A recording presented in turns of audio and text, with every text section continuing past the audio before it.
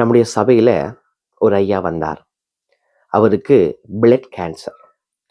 டாக்டரோடு பேசின பொழுது அவர் கொடுத்த கால அளவு வெறும் 3 மாதங்கள், மேக்சிமம் 3 மாதங்கள் தான் இவர் உயிரோடு இருப்பார். ஆனாலும் அவருக்கும் அந்த காரியம் தெரிந்திருந்தும் ஒழுங்காய் சபைக்கு வருவார். இயேசுவை முழு மனதோடு ஏற்றுக்கொண்டார். ஞானஸ்நானம் எடுத்தார், திருவிருந்து எடுத்தார்.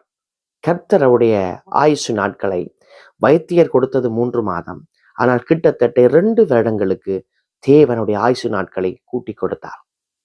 பிரியமானவர்களே, அந்த 2 வருடத்திலும் அவர் இயேசுவை இன்னும் அதிகமாய் அறிந்து அவர் நித்திரை அடைந்து விட்டார். இப்ப நாங்கள் இதில் விளங்க வேண்டிய என்னவென்றா, மனுஷன் நமக்கு ஒரு திகதியை நியமிக்கலாம். ஆனால் கர்த்தருக்கு பயந்து நடக்கிற மனுஷனுக்கு ஆயுசு நாட்கள் கூடுகிறது என்று அங்கே வேதத்திலே நாங்கள் பார்க்கிறோம். நீங்களும் உங்களுடைய வாழ்க்கையில ஆயுசு நாட்கள் கூட வேண்டுமென்றா நீங்கள் கர்த்தருக்கு பயந்து நடவுங்கள்.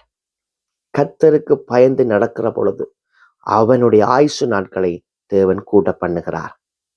உண்மையாகவே இதை தாண்டியும் ஒரு சத்தியம் காணப்படுகிறது. இந்த உலகத்தில் நீங்கள் கர்த்தருக்கு பயந்து இயேசுவை சொந்த இரட்சகராய் ஏற்றுக்கொள்வீங்கன்னு சொன்னா உங்களுடைய ஆயுசு நாட்கள் நித்தியமாய் பரலோகத்திலே முடிவடையாமல் காத்திருக்கும். இதற்காகத்தான் இயேசு வந்தார், இதற்காகத்தான் இயேசு மரித்தார், இதற்காகத்தான் உயிரோடு எழும்பினார், இதற்காகத்தான் மீண்டும் வரப்போகிறார். இந்த மரணத்துக்கு பின்பதாய் நமக்கு நித்திய வாழ்க்கை இருக்கிறது.